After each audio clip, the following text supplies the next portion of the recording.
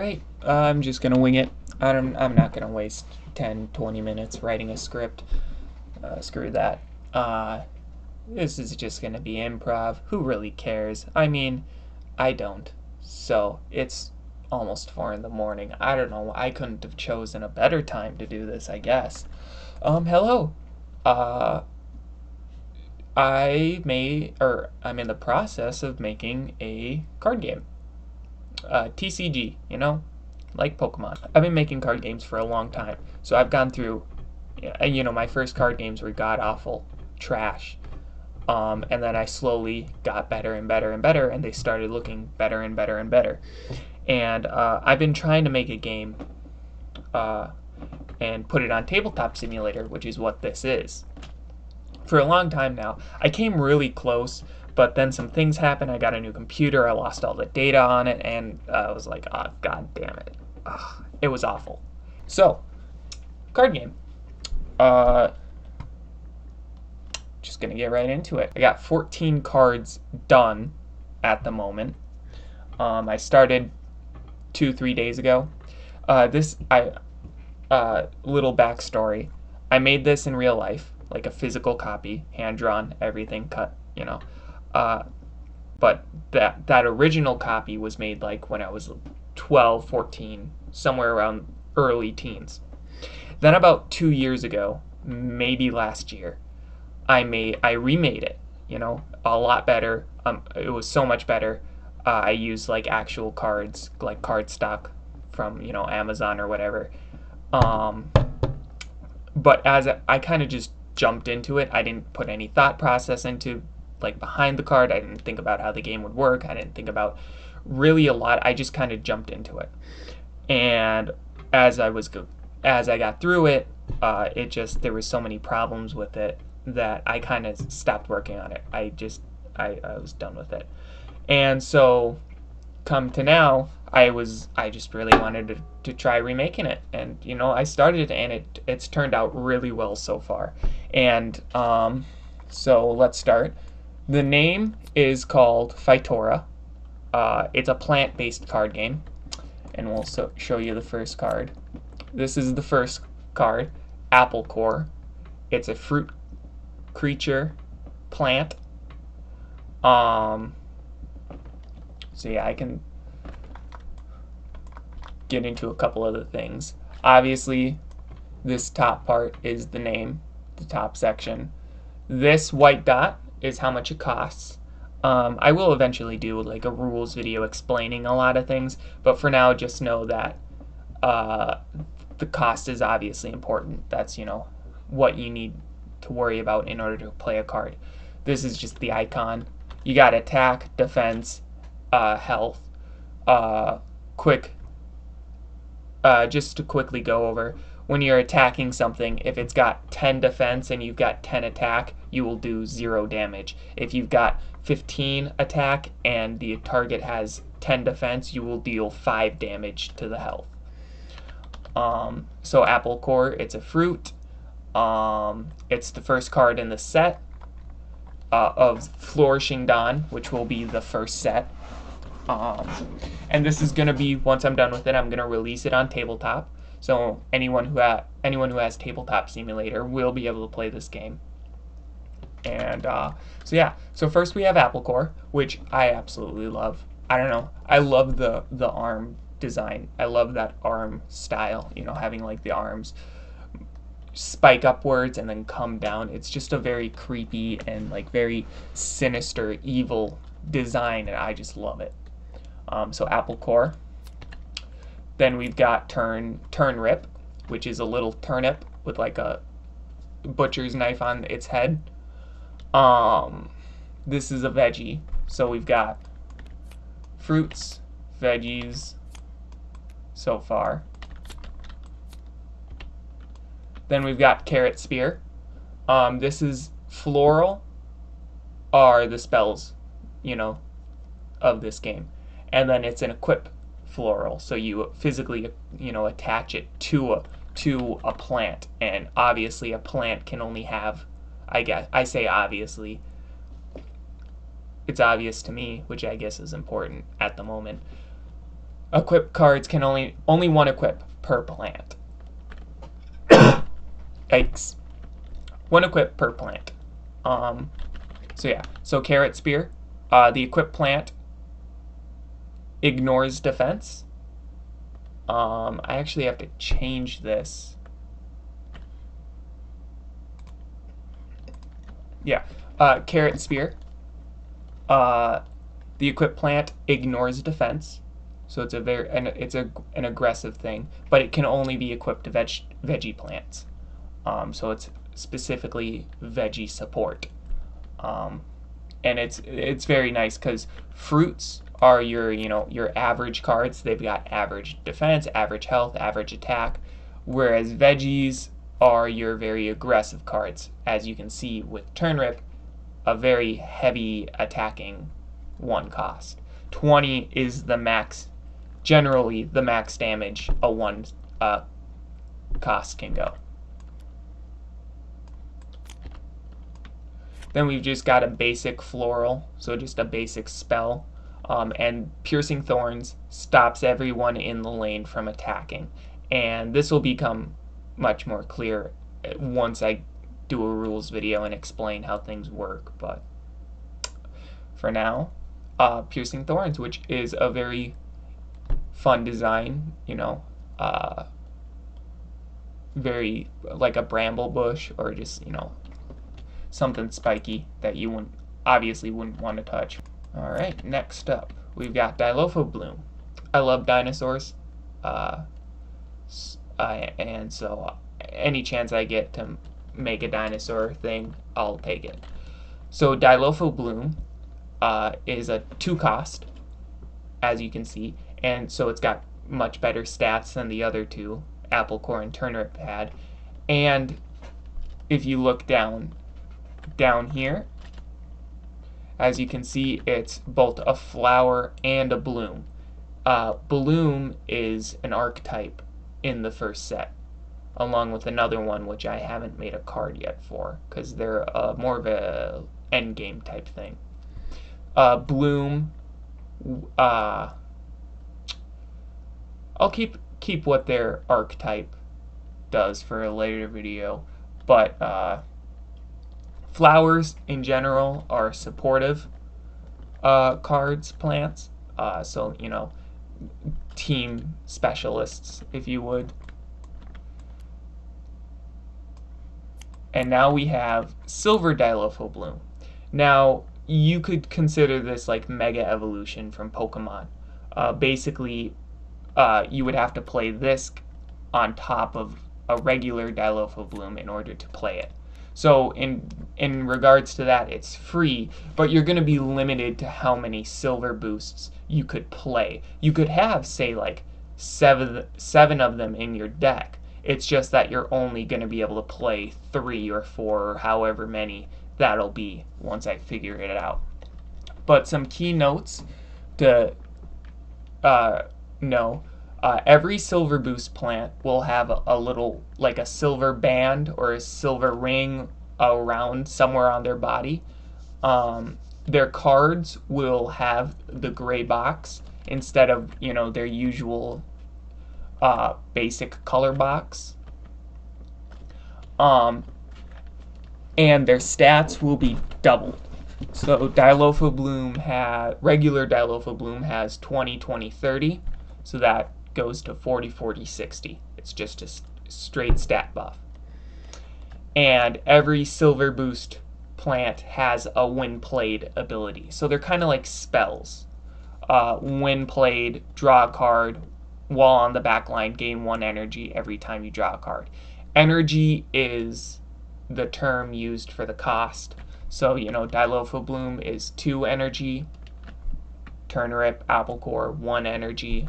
Again, once I get a rules video out, I'll be able to explain things a little easier. So yeah, this is a 6 card. Let me just say, these two, the Dilophoblooms, were a bitch to make. That the frill, the Jurassic Park frill, because Dilophosaurus in real life didn't have that, just made it so much harder to draw these two. but in the end, I think they turned out really well. Next up, we've got Pepco, one of my favorites. I love the berries. Just the blue cards look so nice, in my opinion, because all the other cards are very warm colors, reds, orange, yellows, greens. Pepco, a very just basic, a really basic, simple card, 10 stats all around. Its ability, though, when it's killed, it'll change that energy level or an energy level of an enemy or an ally, and that's important. And I'll explain that again at a later date. Pepco, though, one of my favorites. Pepco, Pepper, Gecko, Pepco. I think that it turned out really well. Berries, by the way, are very just wild cards. Just like they don't have like their group isn't really specialized in one thing. They're just all over the place. Unlike veggies are very you're attacking with veggies. Berries don't really have that. Anyways, Pit Twin, a root card. I had a real trouble figuring out a good name for like the seeds, the nuts, like acorns, pine cones, like trees. Like they're hard to fit into like a group of plants. So, and I didn't want to name it nuts for obvious reasons. So I went with root. And I know that like with vegetables, root, you got your root vegetables and whatnot, but I think root works really well because when you think of root, you think about dirt, earth, and these cards are brown. Anyways, so root cards are very defensive oriented, the opposite of veggies. And Pit Twin is a very unique card, which I won't explain now for obvious reasons, because its mechanic is a little in depth and wouldn't be worth explaining until a later date. Gonna need to move these down. Next up, we have Ignite, which is a trap card. Basically, cards played during your opponent's turn. When your opponent plays a plant, kill it. The compost pile is the grave pile. It's very expensive, but I mean, you're getting a free kill. So, what do you expect? What I envisioned Ignite to be, I almost came close to perfectly getting, but getting those orange, fiery, magma looking spots in like the middle of the tree are very, very hard, because I draw all of these. Well, I'm taking the originals that I hand drew, and then I scanned them onto my computer, and then I'm redrawing them in Photoshop. So, both times I failed with Ignite, but I don't know. Ignite, a very good looking card in my opinion. Terror Weed. Weed cards are swarm, so they got a lot of cheap, just really weak cards, but you're gonna be swarming them. Terror Weed has really high attack at 35 and 5 health, so it will die in one shot because it has 0 defense. So one shot, it's dead. So you might be thinking, why would you play Terror Weed? Well, that's because it's got a silver boost, silver Terror Weed, and I gotta change its ability.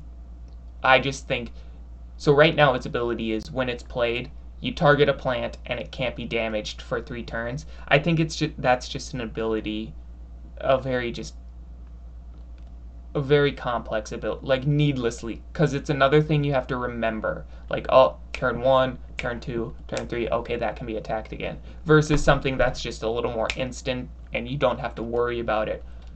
So I gotta redo that one.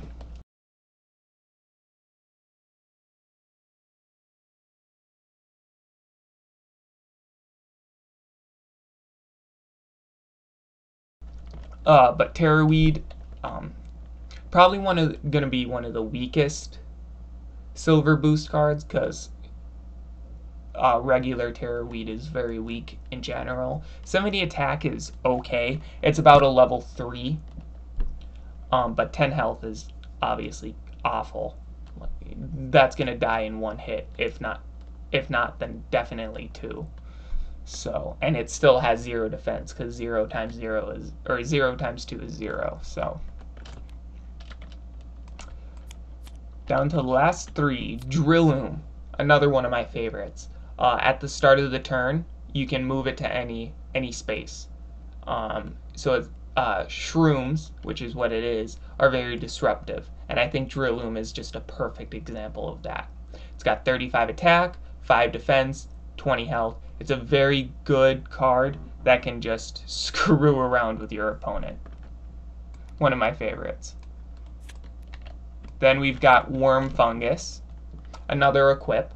You equip it to a plant, and its attack and defense gets swapped. And because it's a shroom, a fungus, it doesn't work on fungus card, or not fungus, shroom cards. So, you attach to an apple core, it goes from 10 attack, 0 defense to 0 attack, 10 defense. And this can be very good, you use it on one of your plants, all of a sudden a really defense-oriented plant is getting a huge damage boost, or you use it on an enemy's plant, maybe they have too much defense, and so you use it on them, all of a sudden their high defense goes into attack, and maybe their lower attack goes into defense, and it's easier to kill. So I think Worm Fungus is a really fun card. It's a 1 cost, mostly because I feel like while it's a fun card to use, and there would be some good examples, maybe a turn rip if you don't want to get killed by it. But at the same time, there's going to be a lot of cards that just have, very similar, like 35 attack, 45 defense, where it's like, well, I use that and it's like barely a difference type things. So that's why it's a 1 cost. And now, Lady Orchid. Just a really basic flower. No ability. It's just when a card doesn't have any abilities, like a plant card, which is what these creatures are referred to. I refer to them as just stat cards, because you're playing them for those stats. A 5, 10, 20. And Lady Orchid is a pretty decent, like up against Apple Core. It'll take it down in 3 hits. Apple Core will do 4 hits against it, because actually Apple Core can't even touch it. It's only got 10. So Turn Rip will take it out in 2 hits, and Lady Orchid will do the same to Turn Rip. So like whoever gets the first strike wins that. Yeah, but Lady Orchid, a very decent flower card. So yeah, that's all the cards I've got done.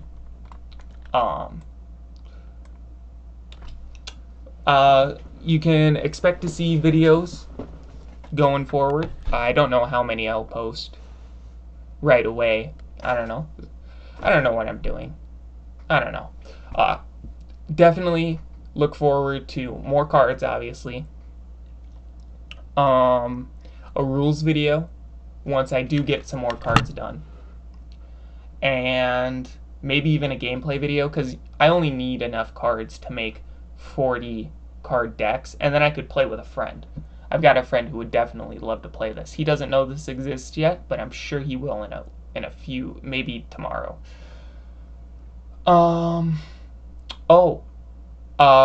If you guys notice, I have a very unique art style.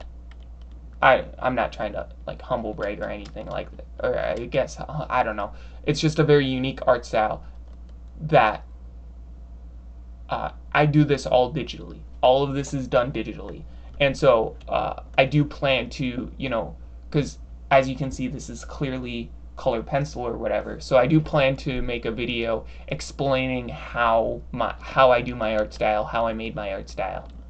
So you can look forward to that. That's going to be a fun one, because personally, I would love to see this art style move forward. I think it's just a wonderful art style, in my opinion. So yeah, expect more to come in the future. Hopefully Chaos Galaxy sees this and, promotes me, I love his content. If you watch this, go watch his stuff, because it's such a good card game. It's so cool. So yeah, expect more from me sooner rather than later. Yeah, all right. I don't have anything else to say, and I don't have a good ending yet, because it's my first video. So I'm out. Bye bye.